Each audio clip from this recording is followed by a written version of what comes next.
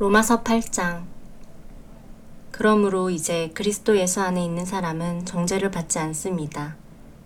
그것은 그리스도 예수 안에서 생명을 주시는 성령의 법이 죄와 사망의 법에서 여러분을 해방시켰기 때문입니다. 율법이 죄의 본성 때문에 연약하여 할 수 없었던 것을 하나님께서는 죄를 없애기 위해 자신의 아들을 죄에 있는 사람의 모양으로 보내심으로써 행하셨습니다. 하나님께서는 죄인들 속에 거하고 있는 죄에 대해 유죄 판결을 내리셨습니다. 이렇게 하여 죄의 본성에 따라 살지 아니하고 성령에 따라 살고 있는 우리에게 율법의 의로운 요구들이 완벽히 이루어졌습니다. 죄의 본성을 따라 사는 사람들은 죄의 본성이 바라는 일을 생각하지만 성령을 따라 사는 사람들은 성령이 바라시는 일을 생각합니다. 죄의 본성의 지배를 받는 사람의 생각은 죽음이지만 성령의 지배를 받는 사람의 생각은 생명과 평강입니다. 죄의 본성이 생각하는 것은 하나님을 거스르는 것입니다. 그것은 하나님의 법에 복종하지 않을 뿐 아니라 할 수도 없습니다. 죄의 본성의 지배를 받는 사람은 하나님을 기쁘시게 할 수 없습니다. 그러나 하나님의 영이 여러분 안에 계시다면 여러분은 죄의 본성의 지배를 받지 않고 성령의 지배를 받게 됩니다.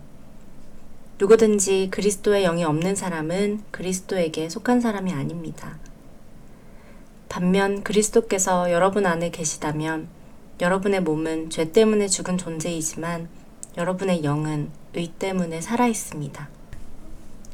예수님을 죽은 사람들 가운데서 다시 살리신 분의 영이 여러분 안에 살아계시면 여러분 안에 계신 그분의 영으로서 여러분의 죽을 몸도 살리실 것입니다.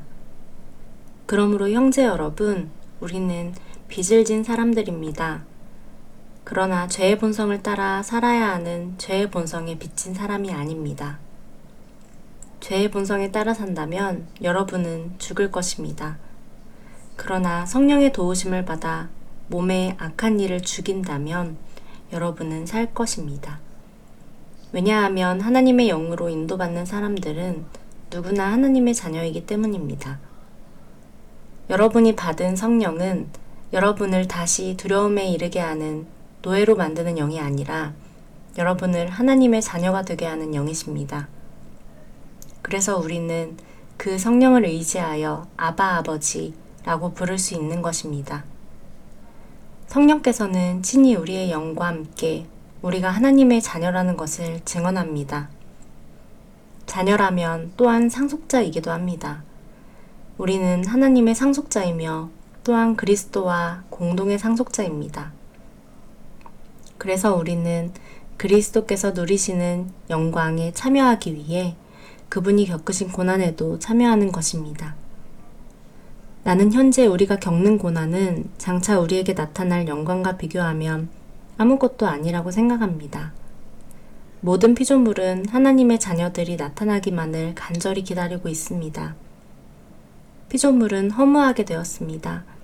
그렇게 된 것은 피조물이 원해서가 아니라 그렇게 하신 하나님의 뜻 때문이었습니다.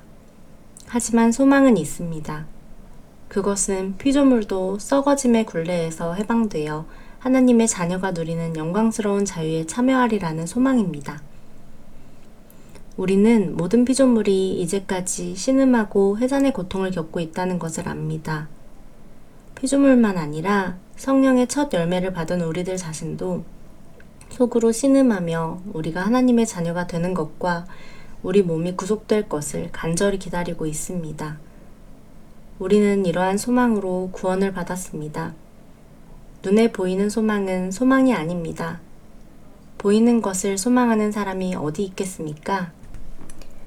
따라서 우리가 아직 보지 못한 것을 소망한다면 우리는 그것을 인내함으로 기다려야 합니다.